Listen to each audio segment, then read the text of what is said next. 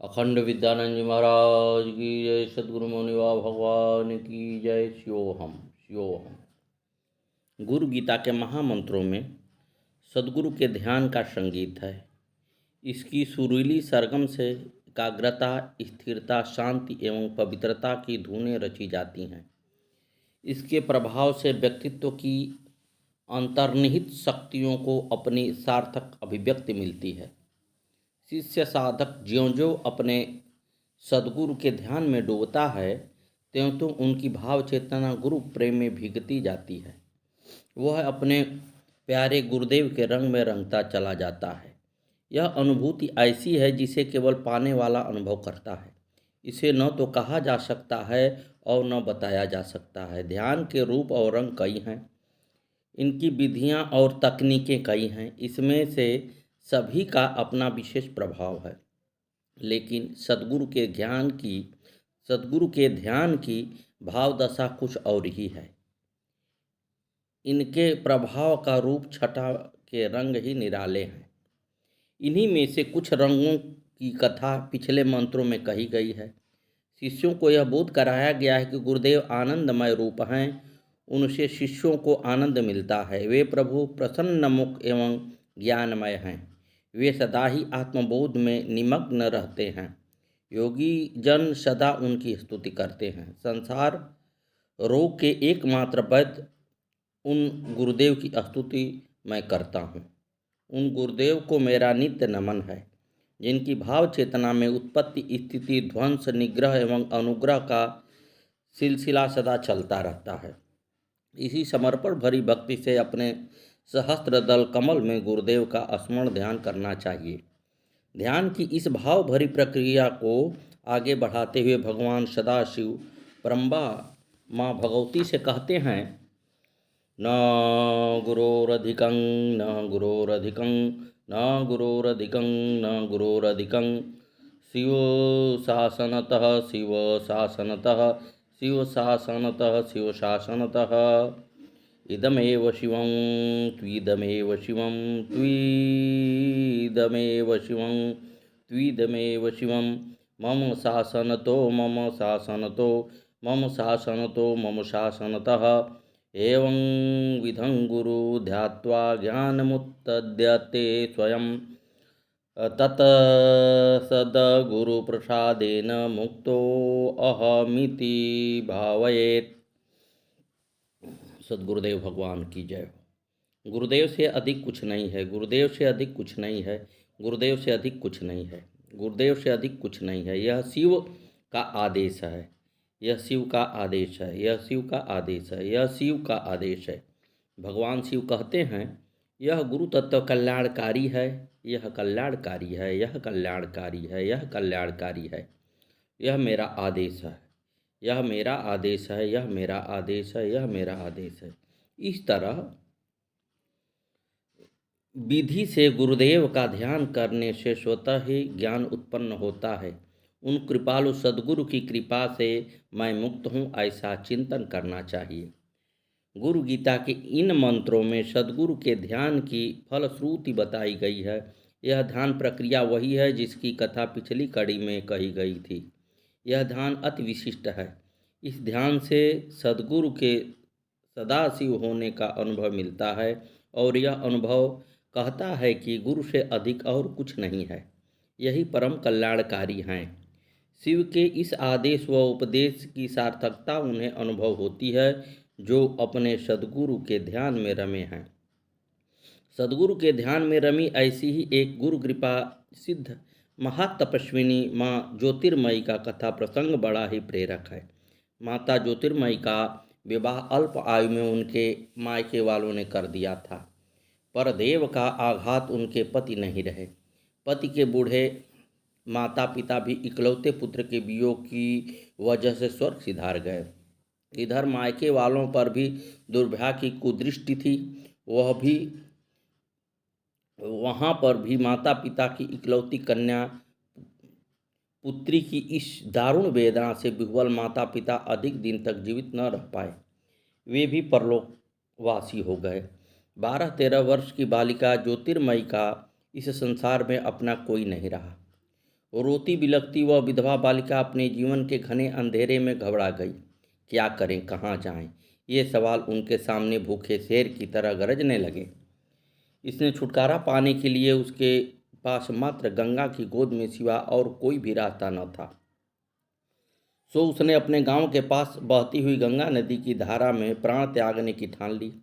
रात के घने अंधेरे में जब वह गंगा की गोद में छलांग लगाने के लिए उद्यत थी, तभी पीछे से आकर उनका किसी ने हाथ पकड़ लिया। अचानक इस तरह हाथ पकड़ लेने पर वह चिहुकी और चौंकी। पीछे मुड़कर देखा तो बैरागी वस्त्रधारी एवं वृद्ध सन्यासी खड़े थे। उनके श्वेत के शुभ्र चांदनी में चांदी की तरह चमक रहे थे। उन्होंने प्यार से उसका हाथ थामकर केवल इतना कहा, बेटी, जिसका कोई नहीं होता उसका भगवान होता है। भगवान अपने इस सबसे प्यारे बच्चे की सहायता के लिए किसी न किसी को अवश्य भेजते हैं। उसी ने तुम्हारे लिए मुझे भेजा है। आओ, तुम मेरे साथ आओ। उन सन्यासी के स्वरों में माँ की ममता थी। बालिका ज्योतिर्मयी ने उस पर सहज विश्वास कर लिया। वहीं उनके गुरु हो गए और भरोसा, गुरु का ध्यान ही उनका धर्म बन गया। इसी धर्म के निर्वाह में उनके दिन रात्रि बीतने लगे। प्रातः स्नान आदि नित्य कर्मों से निपटकर वह सद्गुरु के ध्यान में खो जाती। सहस्त्र दल कमल पर गुरुदेव की ध्यान मूर्ति का ध्यान, यही उनकी साधना थी। नियमित अभ्यास के प्रभाव से ध्यान का चुंबकत्व घना होता गया और चुंबकत्व ने उनके प्राण प्रवाह की गति बदल दी। निम्नगामी प्राण विद्युत ऊर्ध्वगामी होने लगी। जो ऊर्जा निम्न केंद्रों पर एकत्रित रहती थी, अब उसने ऊर्ध्वगामी होकर चेतना के उच्च केंद्रों को जागृत करना प्रारंभ कर दिया। चक्रों के जागरण, वेधन एवं स्फुरण की प्रक्रिया चल पड़ी। सोते जागते, उठते बैठते, चलते फिरते, काम करते हुए ज्योतिर्मयी की भावनाएं सहस्त्र कमल पर स्थापित सद्गुरु की चेतना में विलीन होती रही। समय के साथ इसमें प्रगाढ़ता आती गई। वर्षों बीत गए और गुरु ने स्थूल देह का त्याग कर दिया, पर उनकी सूक्ष्म चेतना के साथ ज्योतिर्मयी का अभिनव सहचर्य था। वह हमेशा कहती थी कि सच्चा शिष्य हमेशा अपने गुरु के साथ रहता है। वह अपने गुरु में रहता है और गुरु उसमें समाये रहते हैं। अब उनका व्यक्तित्व सभी आध्यात्मिक सिद्धियां, शक्तियां एवं विभूतियों का भंडार बन गया। आध्यात्मिक साधना की दुर्लभ कही जाने वाली अवस्थाओं को उसने सहज प्राप्त कर लिया। हालांकि उनके आसपास के लोग उसकी इस उच्च स्थिति से अनजान थे। उन्हें तो इस सत्य का तब पता चला जब हिमालय की दुर्गम कंदराओं में तप करने वाले योगीराज महानंद ने उन्हें बताया कि तुम्हारे गांव के पास गंगा किनारे वास करने वाली माँ ज्योतिर्मयी परम योग सिद्ध है और उन्हें यह अवस्था सद्गुरु के ध्यान से मिला है। इस सच को सुनकर सभी कह उठे, सद्गुरु की महिमा अनंत है। इस अनंत महिमा के अनंत विस्तार का अगला आयाम अग्र प्रकार से है। सद्गुरुदेव भगवान की जय। श्री मौनी बाबा भगवान की जय। गुरुदेव की लीला सुने। गुरु भगवान मौनी बाबा के मौनी द्वार पर हुए कुछ अनुभवों का जिक्र करते हुए सुनील बताते हैं कि एक बार एक बड़ी जबरदस्त बाधा आई। यहाँ एक प्रेत को भस्मी दे दी जाती तो दूसरी चीज़ आनी शुरू हो जाती। वह पिंकी यानी इनकी पत्नी पर आई। जैसे ही वह चीज़ आती, पिंकी पेशी लेना तो दूर बेहोश हो जाती। उससे जब पूछा गया कुछ दिखाई दे रहा है तो उसने बताया कुछ नई चीज़ आ रही है। पेशी छोड़ो, मेरे से तो ये देखी भी नहीं जा रही है। जगपाली बुआ बजरंगी बाबा कहने लगे सुनील से कि इसके साथ आप भी बैठो, ये बार बार बेहोश हो रही है। सुनील बोले कि मैं बैठ तो जाऊंगा, परंतु मुझे कुछ दिखता नहीं है। वे बोले आप प्रार्थना करो, द्वार सबके लिए गुरुदेव का बराबर है। ये उन लोगों के कहने पर पिंकी के साथ बैठ गए। बजरंगी बाबा बोले हिम्मत रखो, जितना डरोगे उतना डराएगी। ये जैसे ही बैठे, इन्हें 2 किलोमीटर दूर बना हुआ मौड़ी गेट दिखाई दिया। वहाँ एक साधु बैठा था। उसकी बड़ी बड़ी जटाएं थी और उसके हाथ में एक मुदगर था। जैसे ही पिंकी प्रार्थना करती, वो एक फूंक मारता था और पिंकी बेहोश होकर गिर जाती थी। इनके अंदर से आया, सुनील प्रार्थना कर। इन्होंने सरकारों से प्रार्थना की, भगवान यह आपसे तो बड़ा नहीं है, आप उसे अदालत में हाजिर करो, दूर से क्या कर रहा है। जैसे ही प्रार्थना की 500 मिनट बाद कोई 50-60 सैनिक गुरु जी के चरण धाम से निकले और उसकी ओर चल दिए। वह गेट पर था, हिला नहीं। उसने सैनिकों को कुछ डराने की कोशिश की, पर सैनिक बढ़े चले गए। सैनिकों ने उसे बंदी बना लिया। जबरदस्ती न करनी पड़ी, वह खुद ही खड़ा हो गया। बड़ी बड़ी चेनों से बांध कर ये उसे ले आए। आते ही उस चीज ने चरण धाम पर नमन किया। नमन करने के बाद उसे आदेश हुआ, मौड़ी सरकार की अदालत में हाजिरी लगाओ। वह जैसे ही मौड़ी सरकार पर आकर खड़े हुए, किसी ने कहा, मौड़ी सरकार को नमन करो। उन्होंने मना कर दिया। जैसे ही मना किया, तुरंत बांके मियाँ सरकार अपनी जगह से उठकर आए और उन्हें बहुत ही भयंकर तरीके से जकड़ लिया। उनको आदेश हुआ, इसे जेल में डाल दो। वह जेल में डाल दिया गया। फिर धीरे धीरे पेशी आती रही। 2-4 दिन में बड़े फड़फड़ाए, सरकारों की कार्रवाई चली। सुनील बताते हैं कि हमें एहसास नहीं होता, हम जब ज़्यादा ही पेशी में होते हैं तब प्रार्थना बहुत हृदय से निकलती है। बड़े बाबा यानी हंसानंद जी महाराज कहते हैं, प्रार्थना में ही कमी होती है, वरना तो रोज़ दिखाई दे। समय आता है जब बड़ा भयंकर, तब ही सच्ची प्रार्थना होती है। जिस समय ये लोग मौड़ी गए हुए थे, 5-7 महीने हुए थे, इनको वहीं पर कुछ बीमारी हो गई। इन्होंने स्वामी महाराज से कहा कि डॉक्टर के जाना है। उन्होंने कोई डॉक्टर बता दिया, पता बता दिया और पूछा कब जाएगा। वे बोले कल। फिर जब ये चलने लगे तो वापस बुलाकर कहा, तू चाहे तो तेरी बीमारी यहाँ ही ठीक हो सकती है। वे बोले, यहाँ? बड़े बाबा बोले, डॉक्टर के पास ही जाना है तो यहाँ भी बहुत से डॉक्टर हैं। सुनील बोले, समझा नहीं आपकी बात। हंसानंद जी महाराज बोले, बात तो विश्वास की है।